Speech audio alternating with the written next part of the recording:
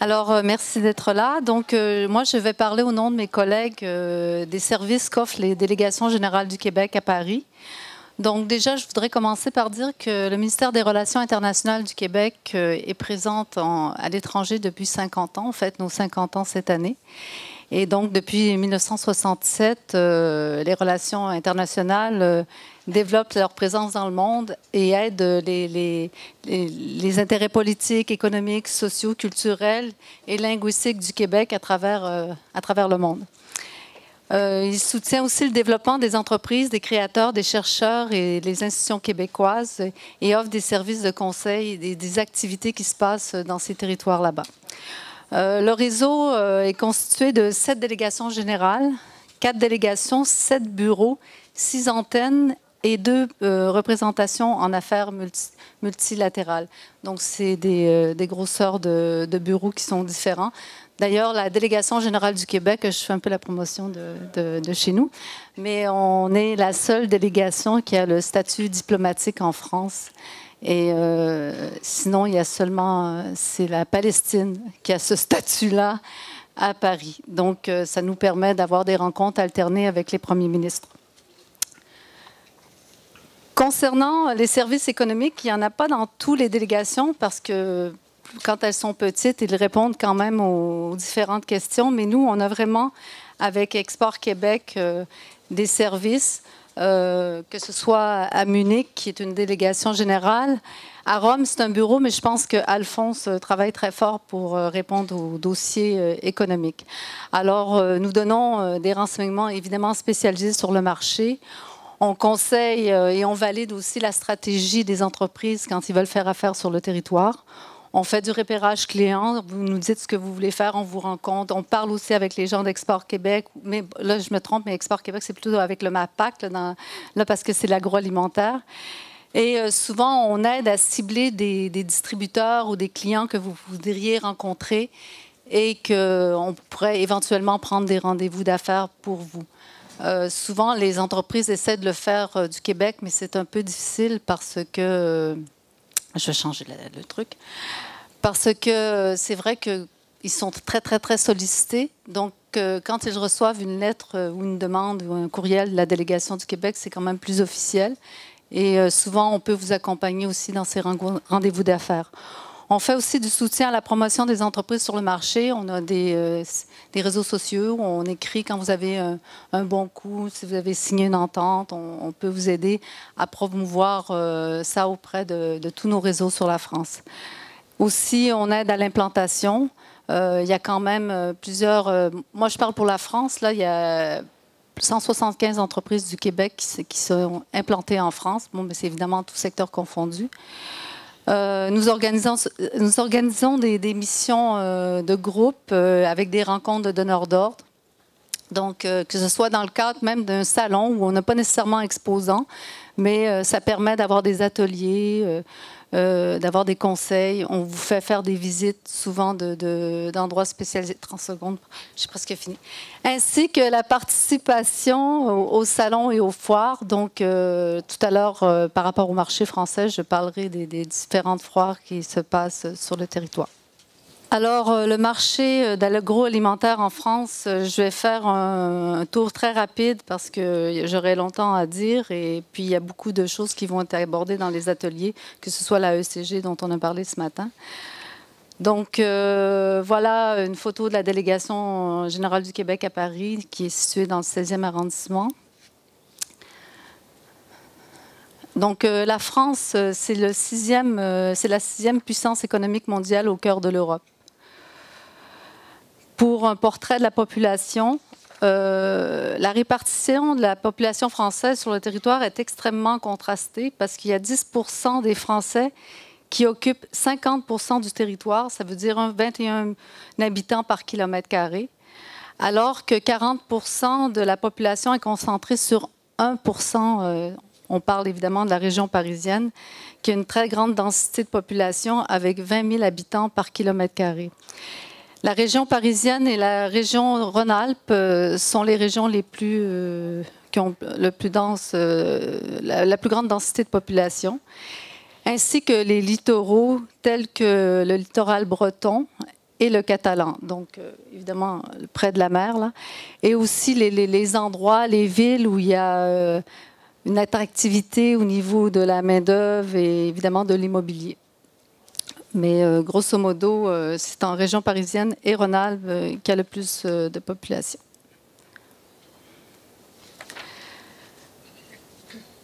La France, c'est un partenaire commercial fort pour le Québec. Tout à l'heure, on a entendu Sophie de Rênal ce matin qui a pris la parole, elle l'a dit. Il y a vraiment une attractivité entre la France et le Québec, il y a une affection. Et c'est vrai que même des fois, des rendez-vous qu'on demande pour les entreprises, ça peut être non quand c'est pour d'autres d'autres, mettons, pays, mais quand on parle du Québec, il y a toujours une certaine amitié. Alors, la France, c'est le pays de l'Union européenne qui importe le plus de produits québécois, devant l'Allemagne, le Royaume-Uni et l'Espagne, ainsi que les troisième partenaires commerciaux en Europe. Alors, derrière plutôt l'Allemagne et le Royaume-Uni, ça c'est pour les partenariats commerciaux. Et sixième, par rapport aux partenariats commerciaux dans le monde. Un petit comparatif du Québec et de la France. Bon, vous voyez que le Québec couvre l'équivalent 3 fois la France, donc 12% de sa population seulement par contre. Donc en France, il y a environ 116 habitants par kilomètre carré. Quand on regarde le PIB par habitant, c'est approximativement le même. La croissance, évidemment, est beaucoup plus élevée au Québec, ainsi que le chômage est beaucoup plus bas. Moi, j'avais les chiffres d'avril 2017, mais je pense qu'il y a encore un peu plus de chômage qui s'est annoncé sur la France.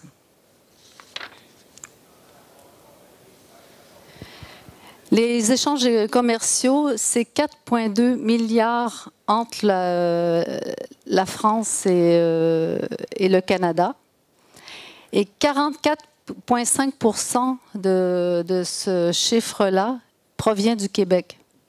Donc là, c'est presque la moitié qui provient du Québec. Un portrait de l'agroalimentaire en France. Ils ont un chiffre d'affaires de 172 milliards d'euros. On l'a dit tout à l'heure, 6e exportateur mondial. Il y a 44,2 milliards de produits exportés. Il y a plus de 17 000 entreprises et plus de 427 000 emplois dans cette filière. Ça représente le 2e employeur industriel du pays. Ça, c'est juste un petit clin d'œil. C'est une phrase célèbre du général de Gaulle qui, pendant la période de la guerre, de l'occupation allemande, avait dit « Comment voulez-vous gouverner un pays où il existe 258 variétés de fromage ?» Donc, c'est vrai qu'il y a une très, très grande diversité au niveau des régions. La gastronomie, vous connaissez la France, il y a une très, très forte gastronomie. D'ailleurs, il y a l'inscription du repas gastronomique des Français au patrimoine immatériel de l'UNESCO depuis 2010. En fait, les Français s'alimentent pour se nourrir, mais aussi pour vraiment le plaisir gustatif et la rencontre à table avec les gens. Ils passent énormément de temps à table. Bon, c'est moins qu'avant, bien sûr, mais ils passent quand même beaucoup de temps. La mer, c'est assez paradoxal parce que même si elle possède le 2e domaine maritime mondial avec 5500 km de façade maritime, la France importe de plus en plus de poissons. Je pense que par rapport à la consommation, en fait, ils produisent qu'un tiers et sinon, ils importent du poisson de la communauté européenne ainsi que du reste du monde. Les raisons, c'est qu'il y a l'impact des quotas de la pêche qui a été donné par l'Union européenne.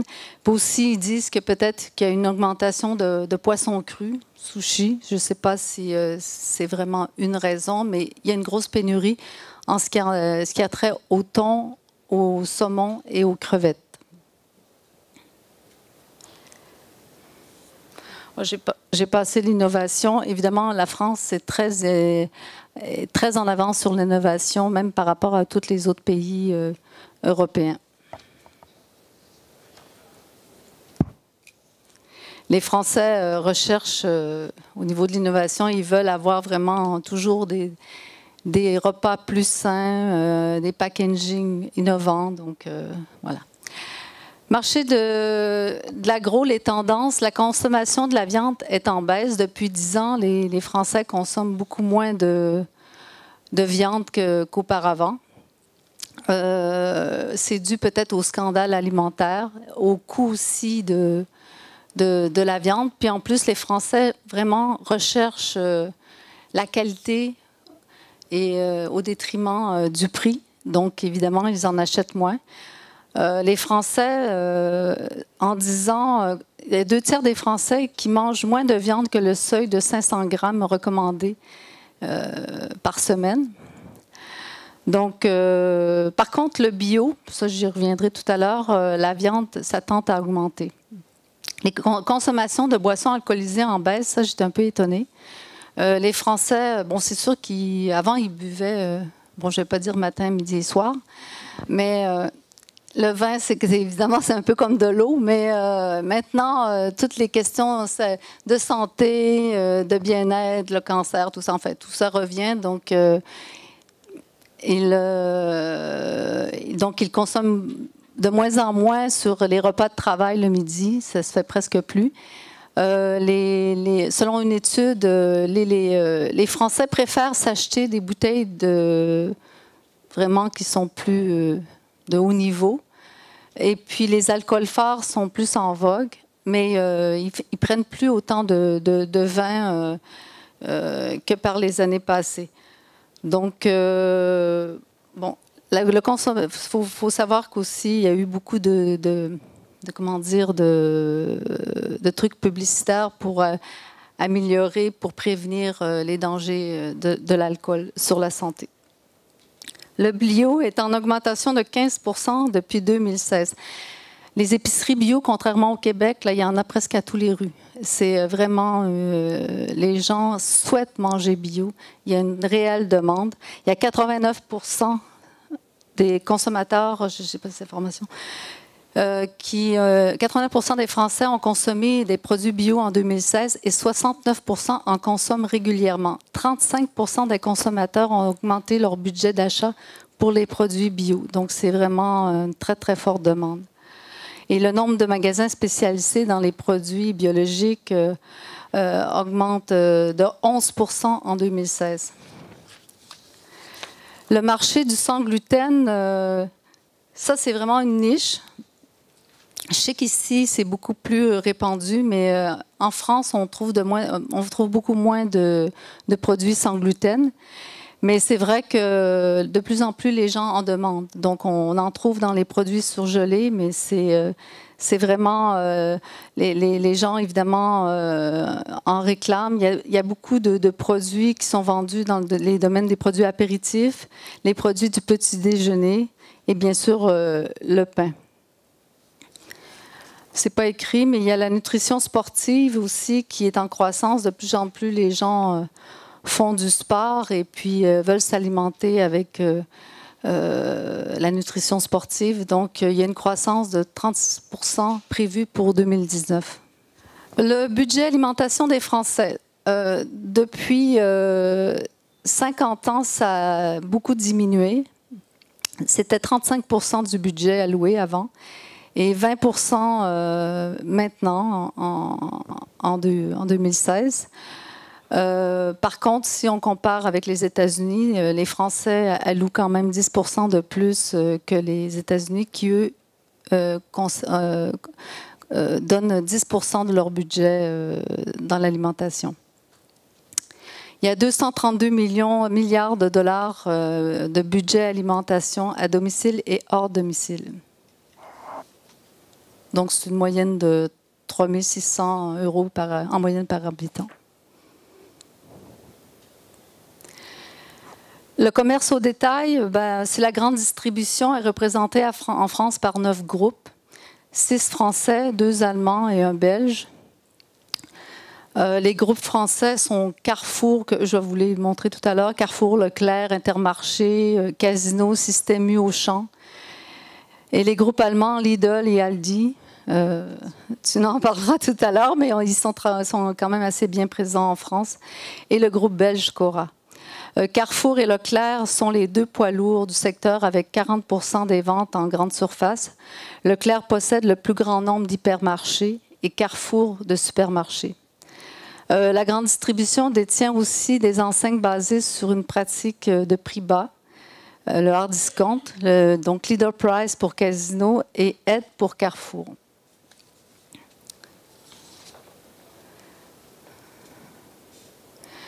Donc voici les groupes que j'ai nommés tout à l'heure, donc les 6 premiers groupes français. Comme je vous ai dit, Leclerc ont la part de marché, 21%. Leclerc, eux, ont une politique, une stratégie ce qu'ils appellent à prix bas constant, ces campagnes de promotion et de fidélité envers leurs clients. Donc ça a apporté des fruits. Donc ils ont 21%, mais ils sont suivis de très près par Carrefour.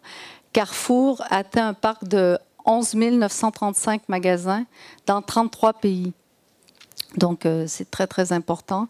Les Intermarchés, qui sont 3e, 14,1.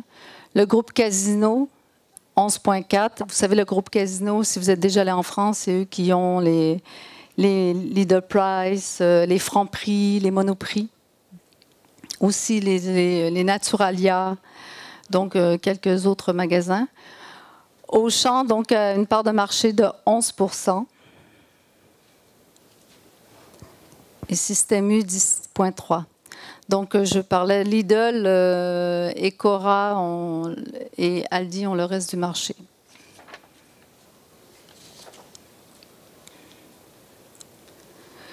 Bon, confronté à la crise, la grande distribution tisse sa toile dans les villes pour tenter de capter de plus en plus de clients. Donc, depuis quelques années, il y a une augmentation du nombre de magasins de proximité. Donc, Carrefour Express, Carrefour City, le groupe Carrefour, à 2 pas pour Auchan, Monoprix, Casino Shop. Donc, c'est de plus en plus développé. Ça a progressé de 39% sur le territoire. Puis ça représente 9% des ventes en 2016. Bon. Évidemment, la particularité, ils ont voulu vraiment s'adapter au nouveau rythme des gens. C'est surtout dans les régions comme la région parisienne, parce que c'est des horaires élargis, ça donne une offre de restauration rapide, on peut manger sur place et c'est énormément développé depuis les dernières années. Il y a aussi les drives.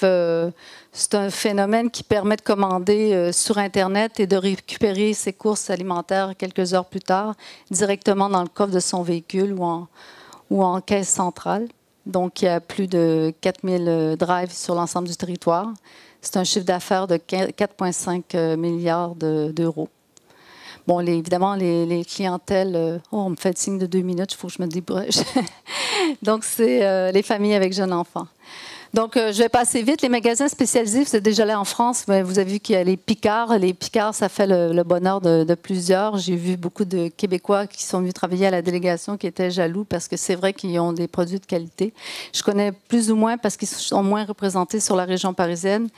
Mais les autres, comme Thiriet, Toupargel, Maximo, donc, ils ont chacun leur façon de faire, mais Picard vraiment détient 920 magasins en France, c'est le plus puissant. Donc, je vais passer vite parce que monsieur va me faire des gros yeux. Donc, le marché du surgelé, c'est 9 milliards de dollars canadiens en 2016. Donc, 95,6% des ménages achètent des produits surgelés.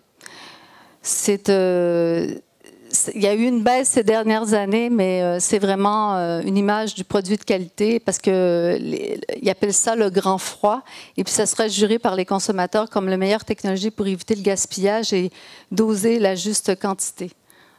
J'ai presque fini. Les magasins spécialités en bio, Biocoop, Naturalia, La Vie Claire, Bio C'est Bon. Il y en a énormément, ça se développe de plus en plus. Puis j'ai vu beaucoup justement de Québécois qui sont présents qui commencent à être présents dans ces magasins. Pour ce qui est de l'alimentation, la grande distribution, Métro, Davigel et Brick, Promocash. Je passe vite. Si vous voulez des informations après, vous pourrez me contacter, ça me fera un plaisir. Et puis, je voulais vous dire Costco, imaginez-vous que c'est rendu en France. Mais ce qui est le plus drôle, c'est que c'est des Québécois qui sont à la tête de ça. Donc, moi, j'ai pris contact avec eux. Et en fait, tous les Français pensent que Costco est québécois. Et parce qu'ils ont fait beaucoup la promotion, parce que tout ce qui est vente de cartes d'adhésion, c'est pas quelque chose qui est connu en France. Donc, c'est bon à savoir parce que je sais qu'il y a des entreprises qui sont déjà présentes chez Costco Montréal. Donc, si vous venez sur la France, on pourrait peut-être déjà vous faire rencontrer. J'ai un X rouge, ça va très mal. Signe d'identification de la qualité de l'origine. Voyez, il y a, bon, on en avait parlé tout à l'heure, l'appellation d'origine contrôlée, tout ce qui est agrobiologique, label rouge. Je pourrais vous donner tout ça. Les salons professionnels, ce qui se passe en France. Donc, on participe souvent avec, je vais vite. Donc, le Cial Paris, le CIRA. Tout à l'heure, j'ai Natexpo qui va avoir lieu bientôt. On avait fait des trucs dans le bio. On a été aussi. Si vous voulez avoir plus d'informations, il y a le salon Made qui est en mars 2018. D'ailleurs, ils en ont parlé ce matin. Il y a quelqu'un qui est venu ici pour expliquer ce que c'était. Il y a d'autres événements. J'ai fini, presque. Journée Aliments Santé, c'est aux 2 ans, qui va avoir lieu cette année. C'est un peu comme bénéfique ici. Et voilà, j'ai conclu. Donc, le marché français, c'est très important pour vous. La ECG va rentrer en application, donc il faut en profiter. Puis vraiment, le Québec possède une belle image en France et on est là pour vous aider. Merci. Parfait. Donc, je vais vous faire signe. Donc, permettez-moi de saluer les entreprises que je connais dans la salle, parce que j'ai vu, on m'a passé la liste des participants, j'ai vu LB Maple Tree, j'ai vu les Subversives, je ne sais pas s'il y en a d'autres que je connais, mais en tout cas, salutations à tout le monde. Désolé de ne pas pouvoir être ce matin avec vous, mais on s'occupe de plusieurs choses en ce moment à Barcelone et ma présence a été requise ici cette semaine. Donc, je vais y aller diapositive par diapositive. La première, c'est une carte de l'Espagne. Et pourquoi j'ai mis cette carte de l'Espagne sous le titre Diversité géographique et culinaire? Parce que, après la France, c'est le deuxième pays de l'Europe en surface. Et si vous remarquez sur la carte, il y a plusieurs montagnes. Donc, les chaînes de montagnes de l'Espagne délimitent des régions et délimitent aussi des écosystèmes. Donc, ça fait une richesse du point de vue potagère, du point de vue céréaliste, du point de vue ressources liées à la viande, très importante.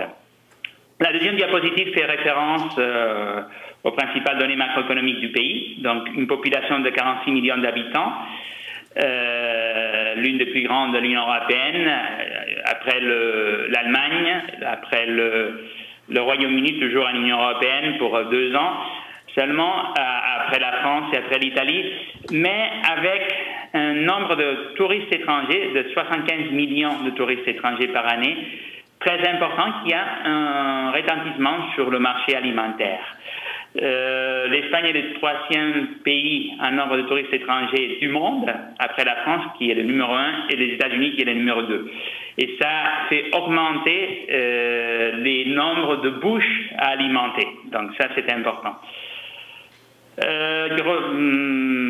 En tout, l'Espagne, c'est la 5e économie de l'Union européenne, la 14e économie mondiale. La plaque tournante de l'Europe, c'est une des plaques tournantes entre l'Europe, l'Amérique et l'Afrique par la position géographique. Et on peut passer rapidement à la prochaine diapositive où j'ai mis la force de la langue espagnole sur Internet. Donc, c'est la 3e langue utilisée à Internet.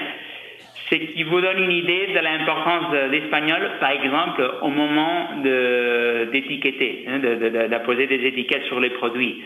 Je reçois souvent la question, est-ce que c'est le même espagnol en Amérique latine qu'en Espagne? Non, mais c'est la même chose que pour le français de France ou de l'Europe et le français qui se parle au Québec. Donc c'est la même langue, mais avec des variétés dialectales différentes.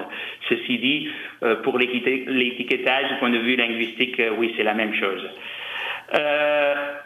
Quatrième diapositive, vous voyez en jaune le taux de croissance du PIB de l'Espagne, en rouge le taux de croissance du PIB de l'ensemble de l'Union européenne, les 28 pays ensemble, la moyenne des 28 pays.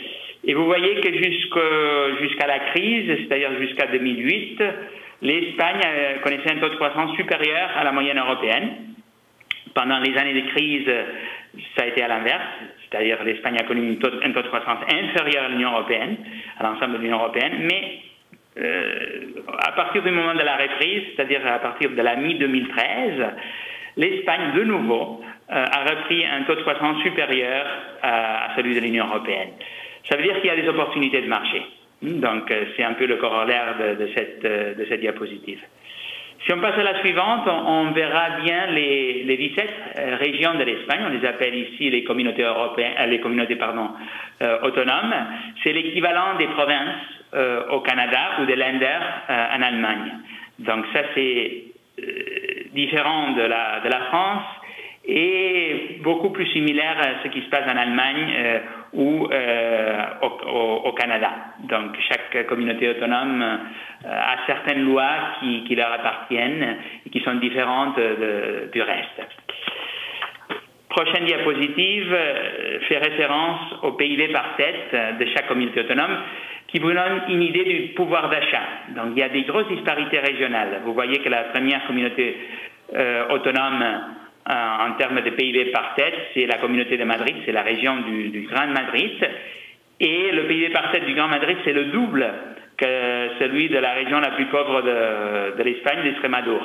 Donc aussi, quand vous planifiez vos actions de marketing, c'est important d'avoir tout cela en tête. Prochaine diapositive, c'est une comparaison Espagne-Québec. J'ai mis la Catalogne parce que c'est la seule région de l'Espagne avec laquelle le Québec a une entente de coopération. Et ça vous permet un peu d'avoir l'ordre de grandeur au moment de comparer l'Espagne et le Canada, mais aussi la Catalogne, la région la plus puissante du point de vue économique de l'Espagne et le Québec. Et on arrive déjà aux diapositives qui se concentrent plus nettement sur le secteur alimentaire. Le secteur alimentaire de l'Espagne, comme vous le voyez sur l'écran, c'est très important.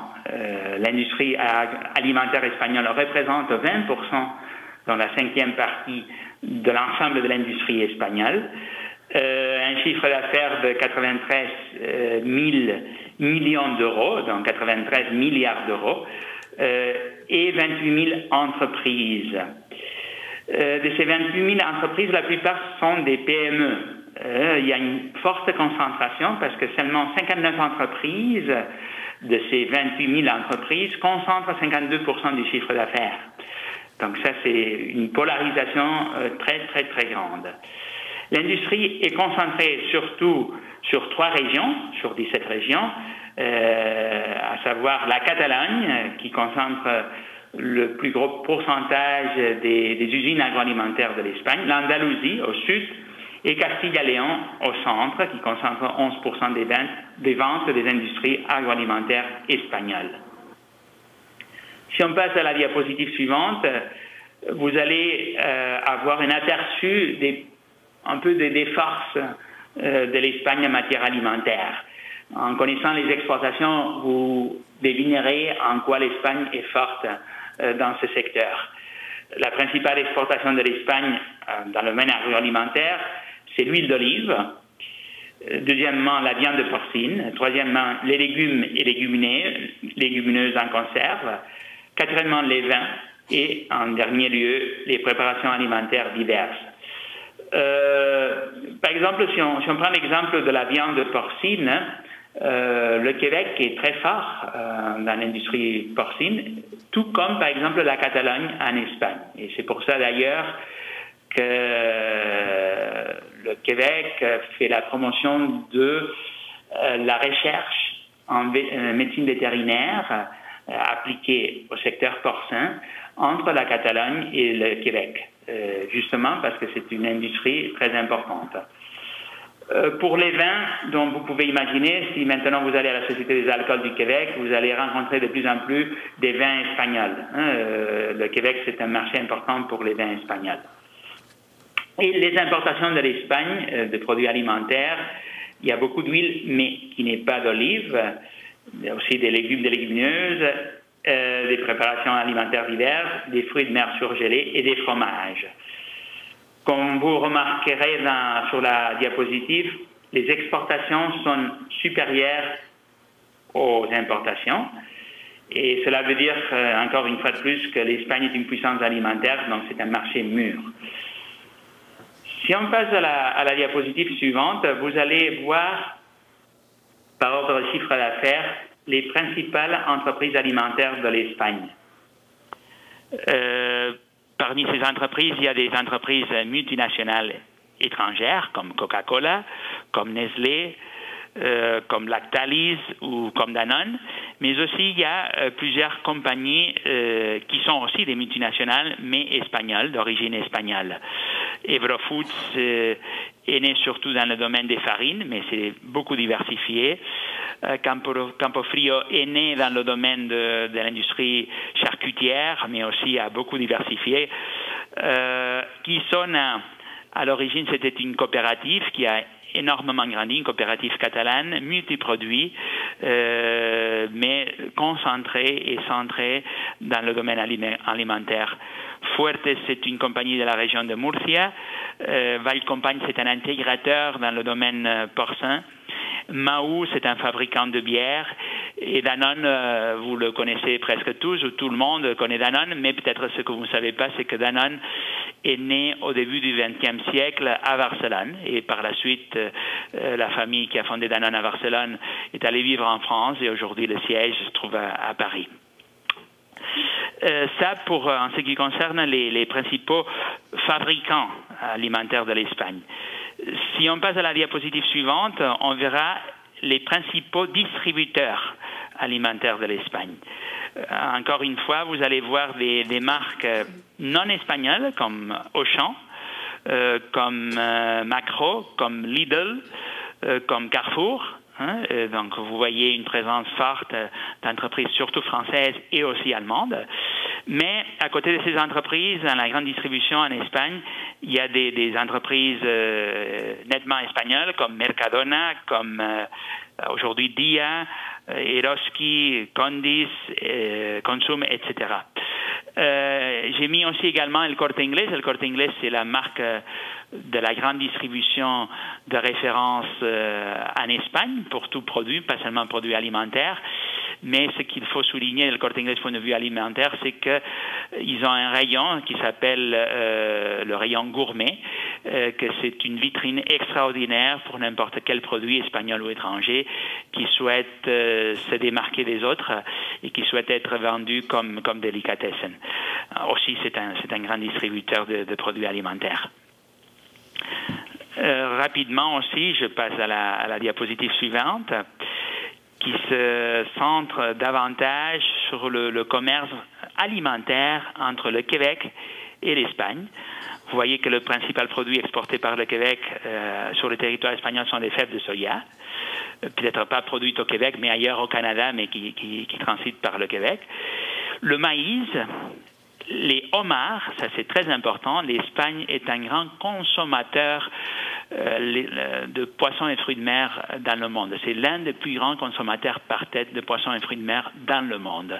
Donc les homards québécois en Espagne augmentent de plus en plus leur part de marché et sont très appréciés. Il y a aussi des fruits sauvages et des légumes. Il faudrait ajouter aux fruits des légumes, pas forcément des canneberges. Des préparations diverses aussi. Le sirop d'érable est marginal pour l'instant, mais il y a des entreprises québécoises qui en tirent bon profit et je crois que ça pourrait augmenter un peu plus. La viande de porc et de cheval, je vous ai dit que l'Espagne est une puissance en viande de porcine, donc c'est compliqué de faire entrer la viande porcine d'ailleurs, pas à cause des barrières légales, mais à cause de la puissance du marché intérieur. Aussi, on peut passer de diapositive. Et il faudrait souligner de cette nouvelle diapositive qu'en 2016, l'Espagne a été le premier client agroalimentaire du Québec en Union européenne, devant tous les autres pays de l'Union européenne. Et le 7e client, et l'Espagne a aussi été le 7e... pardon, l'Espagne est le premier client agroalimentaire du Québec en Union européenne et le 7e dans le monde. Donc c'est un marché très important et surtout un marché en croissance pour les produits alimentaires du Québec. Inversement, plusieurs entreprises espagnoles ont investi au Québec dans le secteur agroalimentaire. Je n'en cite que quelques-unes. Cascajares, qui s'appelle Chef Brigade au Québec. Ils ont une usine à Saint-Hyacinthe. Redondo Iglesias, qui s'est installé à Laval, c'est un fabricant de produits dérivés du parc. Ou Evro, qui est plus connu au Québec pour être le fabricant de New World Pasta. Donc Catelli et d'autres marques. Comme je vous ai déjà remarqué, l'Espagne est un grand consommateur de poissons et fruits de mer par tête dans le monde. Donc les produits de la mer du Québec sont bienvenus. Et aussi, comme ma collègue Linda de Paris le disait tantôt, pour le cas de la France, l'Espagne, c'est la même chose. Quand on parle des relations bilatérales entre le Canada et l'Espagne, le Québec compte plus ou moins pour la moitié de ces relations. Donc, le Québec est la plaque tournante des relations tout azimut entre le Canada et l'Espagne. C'est la première province d'habitude. On passe à la diapositive suivante. Ce matin, on vous a parlé de l'accord ASCG, l'accord CETA. Simplement vous dire que l'Espagne, c'est un grand champion de l'accord ASCG. Le Congrès des députés espagnol, dans l'Assemblée nationale, l'équivalent de l'Assemblée nationale en Espagne, a déjà approuvé l'accord CETA, la SCG. Donc ça, c'est une bonne nouvelle pour les intérêts du Québec et surtout pour le secteur de la Gaspésie, des îles de la Madeleine, pour le secteur des pêcheries du Québec. Justement, je vous ai mis sur la diapositive quelques exemples du tarif qu'en ce moment doivent supporter les produits québécois, non seulement en Espagne, mais partout en Union européenne, et qui n'existeront plus à partir du 21 septembre.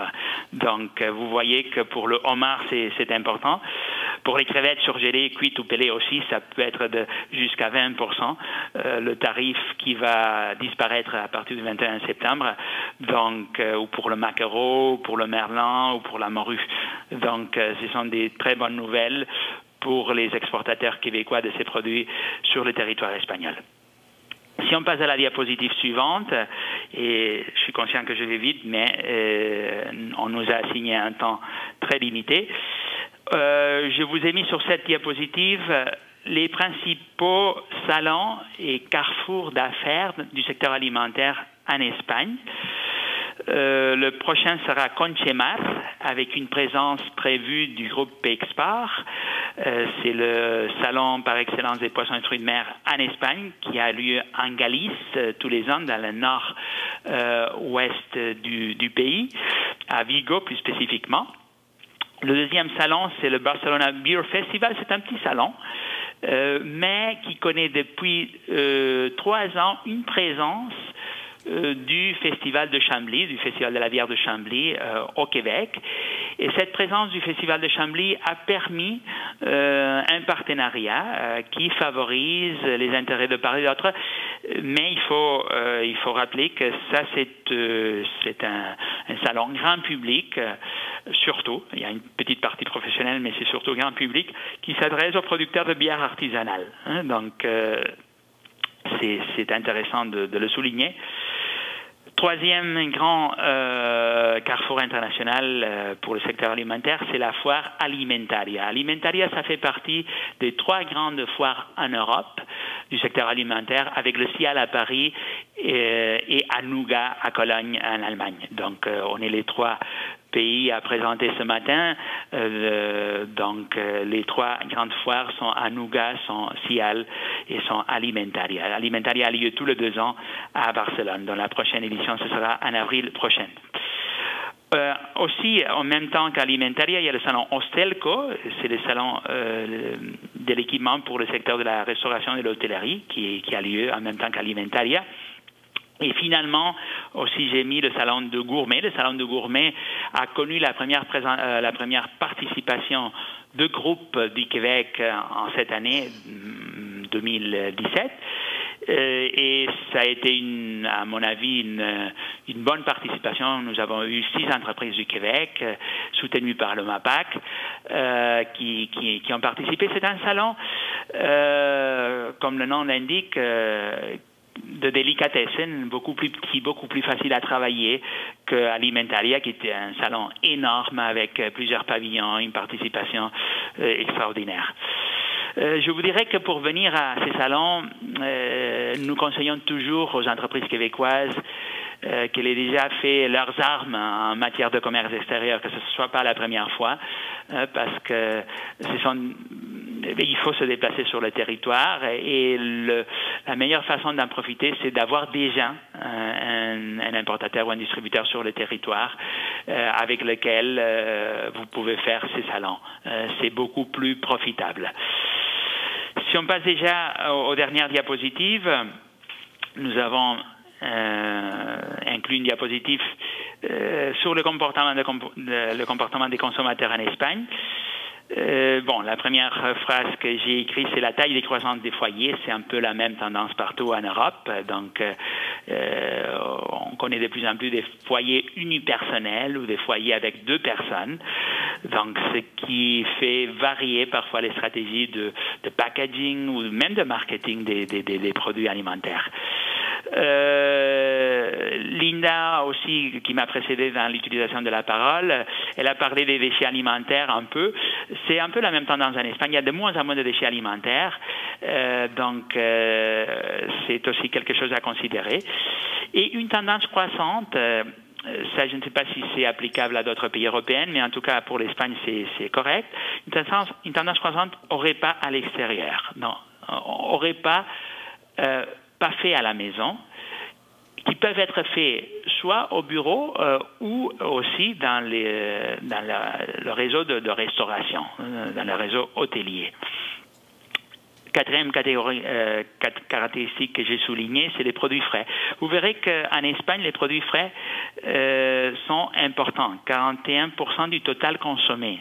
C'est un pourcentage très élevé et 44% du budget des Espagnols consacré à l'alimentaire. C'est commun, c'est moins commun au Québec, même si on a d'excellents marchés, je pense au marché Jean Talon et d'autres, mais c'est très commun en France et en Espagne que les gens s'approvisionnent dans des marchés, des marchés traditionnels, assez souvent à l'extérieur, dans lesquels on retrouve des produits frais. Donc cette tendance, il faut la considérer quand on souhaite venir ici en Espagne. L'achat par Internet est en croissance, comme partout dans le monde. Oui, j'ai combien de minutes? Il faudrait que tu conclues. D'accord. Okay, donc je vais vite. Achat par Internet, c'est encore faible, même si c'est en croissance. Et je soulignerai la fidélité aux marques, très importante. Et on passe à l'avant-dernière diapositive. Quelques conseils, ça c'est important. Je vais essayer de résumer. Assurez-vous une approche stratégique à long terme et les moyens pertinents parce que c'est un marché mûr. Il faut venir souvent sur les territoires. Il faut se déplacer souvent sur les territoires si vous voulez le percer. Et il faut utiliser l'espagnol. Oui, on peut faire des affaires en anglais, mais si vous n'êtes pas connu, l'espagnol c'est très important. Je souligne l'aspect de la persévérance, l'image aussi, dans les pays latins en général, l'image compte pour beaucoup. Assurez-vous d'un bon partenaire. Là, on peut vous aider, comme tous mes collègues.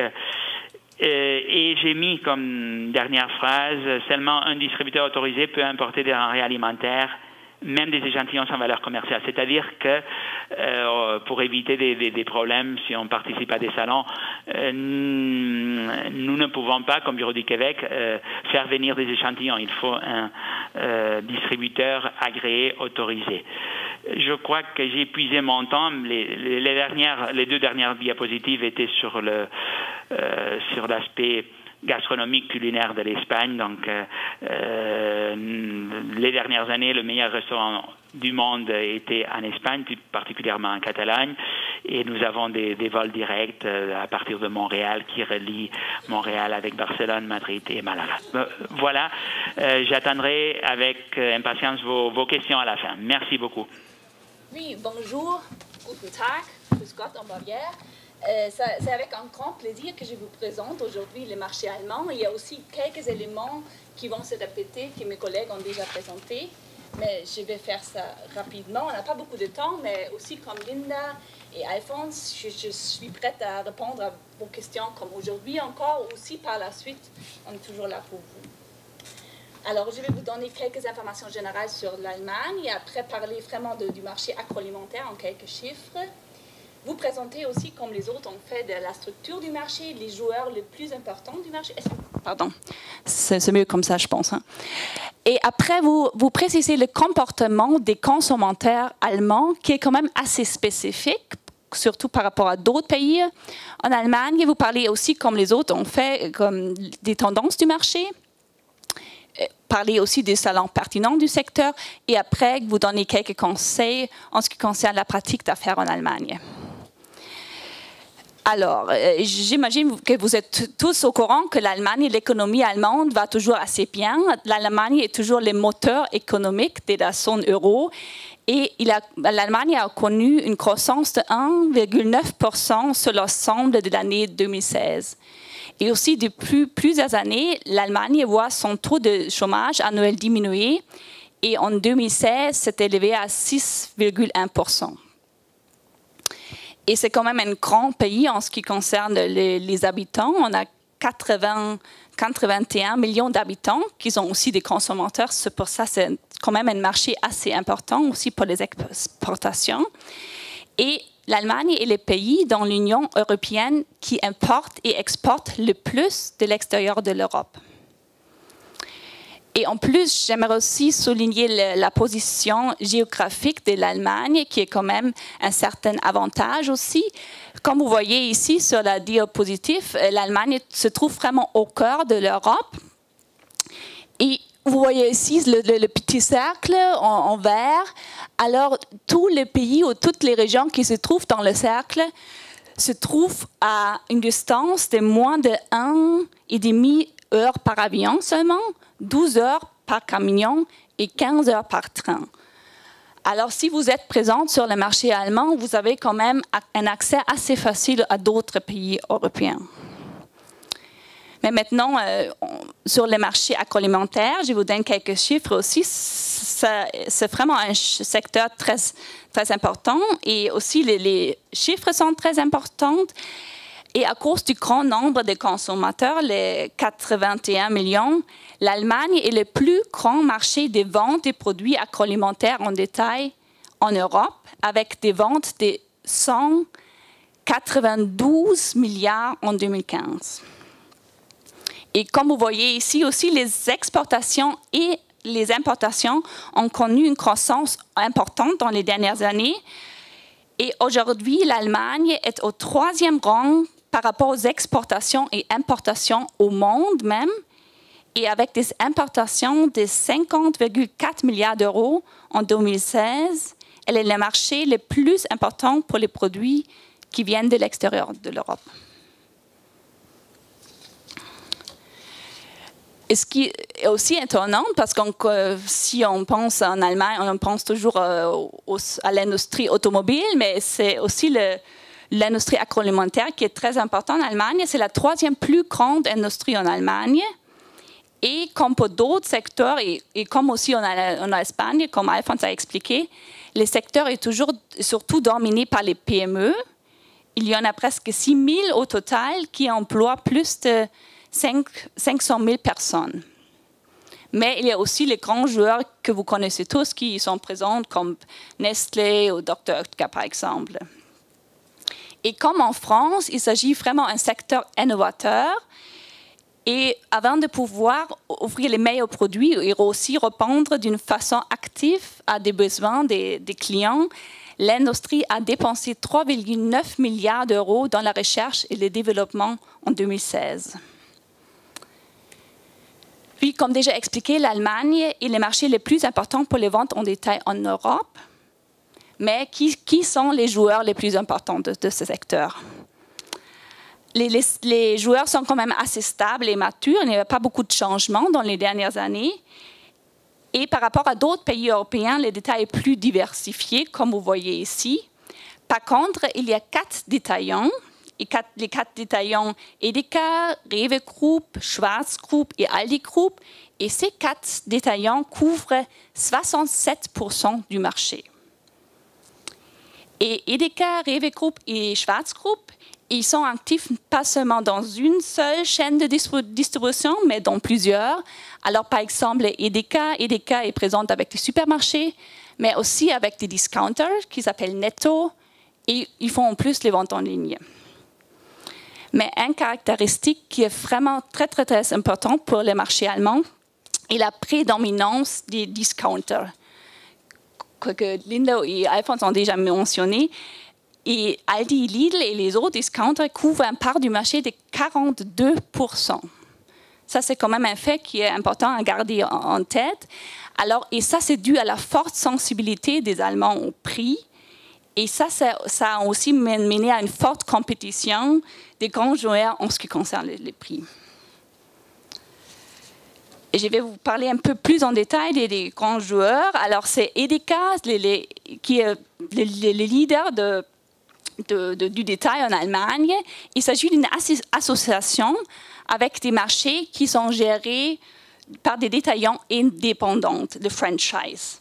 Alors, il s'agit quand même d'un groupe assez hétérogène. Et d'origine, Edeka était surtout présente avec des supermarchés de taille moyenne et petite. Mais en 2004, ils ont acheté le Ava Group. Et avec cet achat, Edeka s'est positionné aussi dans les supermarchés de surface plus grande. Et aussi, pour faire face à la concurrence forte des discounters que j'ai déjà mentionné, Edeka a acheté le groupe Netto, le discounter Netto, en 2005 et maintenant est aussi présente dans ce secteur-là. Rewe, par contre, met surtout l'accent sur la qualité. Et Rewe a eu une grande sens, surtout dans les années 70, 90, parce qu'ils ont acheté beaucoup d'autres chaînes du supermarché. Et outre les supermarchés, Rewe gère aussi des discounters, ça s'appelle Penny. Et ils sont actifs avec des marchés de bricolage et même avec des agences touristiques. Et oui, Aldi et Lidl, les discounters les plus importants en Allemagne, ils sont vraiment les leaders en termes de prix.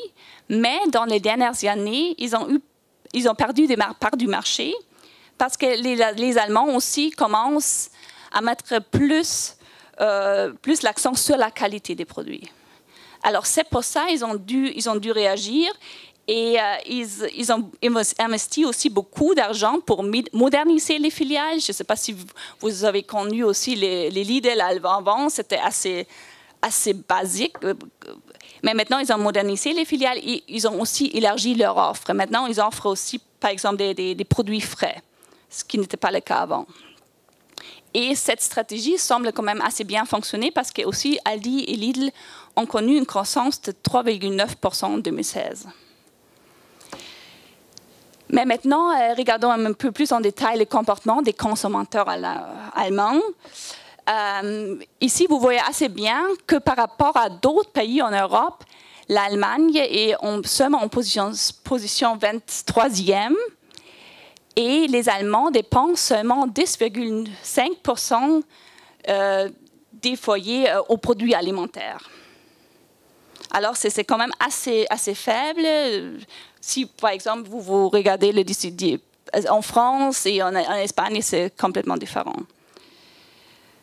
Alors, ça, c'est vraiment un fait aussi qui est important à garder en tête, la prédominance des discounters et la sensibilité des Allemands au prix. Mais qu'est-ce que les Allemands mangent? Alors, c'est environ 669 kilos de nourriture qui sont consommés par tête en Allemagne chaque année. Et en ce qui concerne la consommation moyenne par habitant, l'Allemagne se distingue des autres pays de l'Union européenne par sa consommation élevée des produits laitiers, comme vous voyez ici. ça, c'est la catégorie des produits la plus consommée par les Allemands. Et en plus, ce que je ne savais pas non plus, l'Allemagne est le pays avec une consommation de pain par habitant la plus élevée même au monde. Et oui, c'est clair que l'Allemagne, c'est vraiment un pays de viande. Alors, c'est 60,7 kilos qui sont mangés par les Allemands chaque année, et dont 30 kilos de saucisses. Alors, les saucisses allemandes qui sont aussi assez connues quand même. Mais on est moins un pays de poissons. On mange seulement 14 kilos par année. Et comme les autres, j'aimerais vous parler des quelques tendances qui caractérisent les marchés allemands actuellement. Les achats en ligne, le e-food, le fair and square, achat des produits équitables et honnêtes. Des préférences aussi pour des produits pratiques, comme dans les autres pays, les convenience et les produits biologiques. Vous voyez ici que le marché des achats en ligne est encore très, très petit en Allemagne. Seulement 1,2% des ventes totales des supermarchés sont faites en ligne. Par contre, toutes les chaînes de supermarchés et aussi, sont en train de lancer des nouveaux concepts et d'agrandir leurs offres en ligne. Et c'est pour ça qu'on prévoit une croissance de 85% pour les achats en ligne d'ici 2021. Ça, c'est quand même une croissance assez importante. Le fair square, équitable et honnête, ça connaît aussi un certain succès sur le marché parce que, comme déjà expliqué, pour les Allemands, la durabilité et la qualité sont devenus des facteurs importants.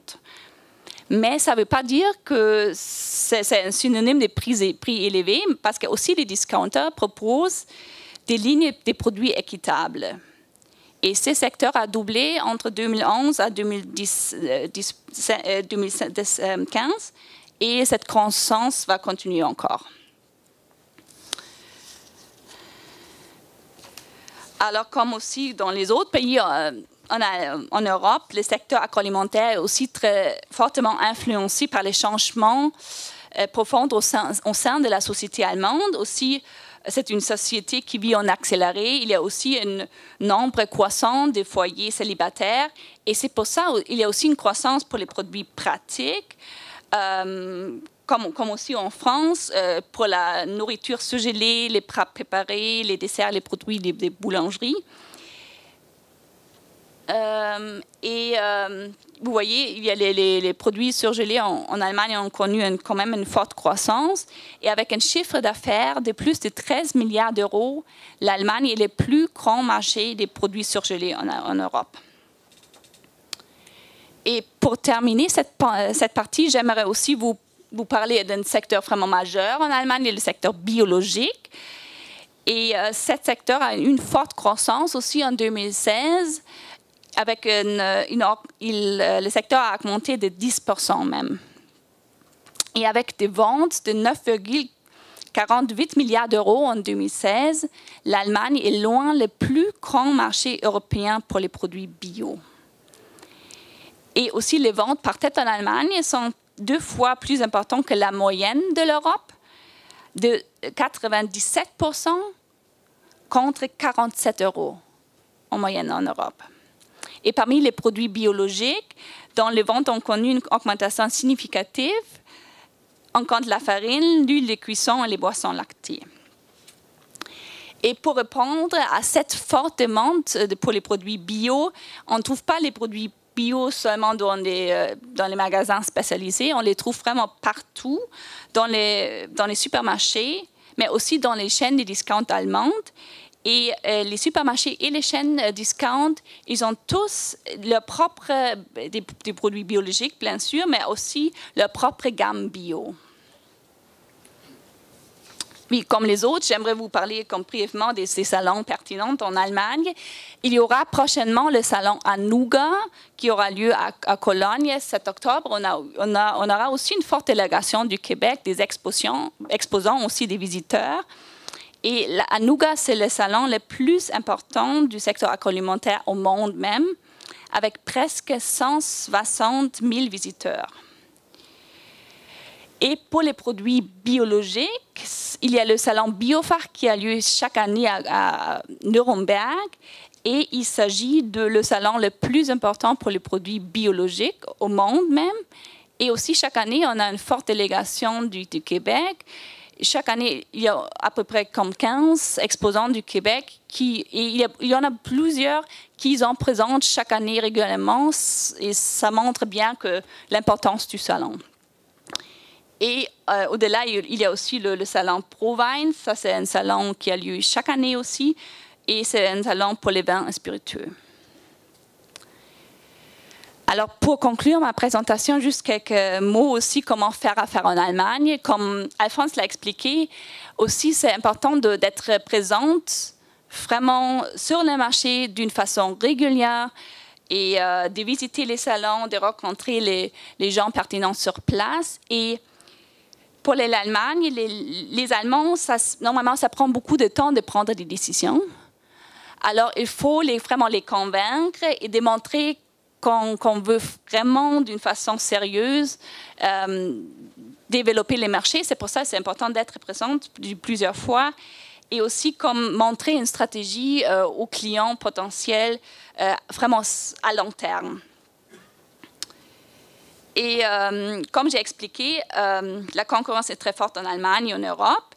Et comme les Allemands sont très sensibles au prix, il est vraiment à recommander de ne pas offrir des produits de base qu'on trouve déjà sur le marché allemand vraiment à un prix beaucoup plus bas, mais vraiment offrir des produits de niche qu'on n'y trouve pas. Et normalement, ça prend un peu de temps de développer un partenariat avec les Allemands, mais dès que le partenariat, 30 secondes, d'accord? C'est la dernière phrase. Mais ça prend beaucoup de temps d'établir un partenariat avec les Allemands. Mais normalement, dès que ce partenariat est établi, il s'agit normalement des partenariats à long terme. Alors, les Allemands, normalement, sont fiables. D'accord, ça, c'était ma présentation. Et s'il y a encore des questions, je serai heureuse de vous répondre à cette question.